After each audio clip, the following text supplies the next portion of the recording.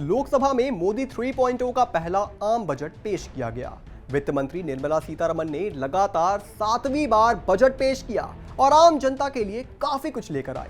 वित्त मंत्री ने अलग अलग सेक्टर के लिए कई घोषणाएं की। तो क्या आम जनता की जेब पर जिन चीजों का बोझ पड़ रहा है उसको किसी भी तरह से कम किया गया है? इसका जवाब है हाँ। वित्त मंत्री निर्मला सीतारमण ने कई चीजों पर कस्टम ड्यूटी घटाकर आम जनता की जेब को थोड़ी सी राहत दी है। वित्त मंत्री ने बताया कि देश में महंगाई इस वक्त नियंत्रण में है और 4% दायरे में है। इस बजट में गरीबों, महिलाओं, युवाओं और किसानों पर ज्यादा फोकस किया गया। कृषि क्षेत्र के विकास के लिए 9 सूत्रीय योजना पेश की गई थी। इनमें एग्रीकल्चर सेक्टर के साथ शहरी विकास, रोजगार और स्किल डेवलपमेंट, कृषि रिसर्च, ऊर्जा सुरक्षा, इनोवेशन रिसर्च और ग्रोथ, अगली पीढ़ी के लिए कई सुधार किए गए हैं। 32 फसलों की 109 किस्में लाने का ऐलान किया गया है। सब्जियों की सप्लाई चेन, स्टोरेज पर काम किया जाएगा। मैन्युफैक्चरिंग सेक्टर में 30 लाख नौकरियों की पेशकश हुई है। पहली बार सरकार कम सैलरी वालों को मदद करेगी, जिसके तहत 1 लाख से कम सैलरी तो 3,000 रुपए महीना दिया जाएगा। कौशल प्रशिक्षण के लिए मॉडल कौशल ऋण योजना में संशोधन होंगे। नए रोजगार पर सरकार के 2 लाख करोड़ खर्च होंगे।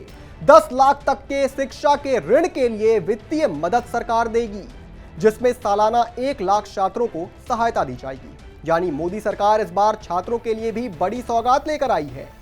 एमएसएमई के लिए वित्तीय पैकेज का ऐलान किया गया। साथ ही एमएसएमई के लिए क्रेडिट गारंटी स्कीम में विस्तार होगा। एमएसएमई को आसान कर्ज के लिए एसआईडीबीआई तक आसानी से पहुंचाने की सुविधा मिलेगी। इस बजट में सरकार ने महिलाओं की सबसे पसंदीदा चीज सोने और चांदी पर कस्टम ड्यूटी घटाकर 6% करने का प्रस्ताव रखा, जिसका सबसे ज्यादा फायदा शादी ब्याह और त्योहारों में की जाने वाली खरीदारी पर होगा। प्लैटिनम पर सीमा शुल्क घटाकर 6.4% किया गया है।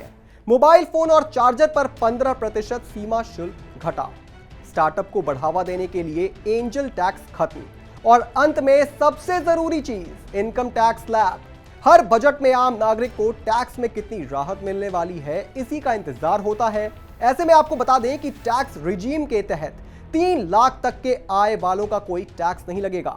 3 से 7 लाख रुपए की आय पर 5% टैक्स लगेगा। 7 से 10 लाख रुपए की आय पर 10% टैक्स लगेगा। 10 से 12 लाख रुपए की आय पर 15% टैक्स लगेगा। 12 से 15 लाख रुपए की आय पर 20% टैक्स लगेगा। 15 लाख से ज्यादा की आय पर 30% टैक्स लगेगा।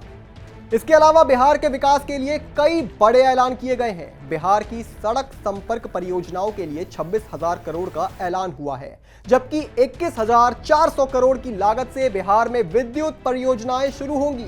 आपको सरकार का ये बजट कैसा लगा, हमें कमेंट करके जरूर बताएं। और भी तमाम बड़ी खबरों से जुड़े रहने के लिए आप देखते रहें आय ऑन भारत।